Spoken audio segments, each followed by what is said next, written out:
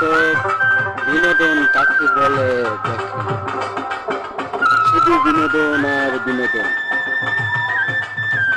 পেজটা ফলো দেন, লাইক করেন, কমেন্ট করেন, শেয়ার করে দিবেন প্লিজ।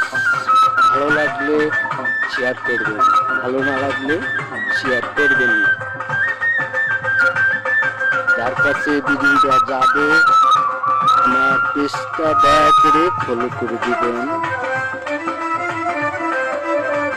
দেখতে থাকুন পুরো ভিডিওটা।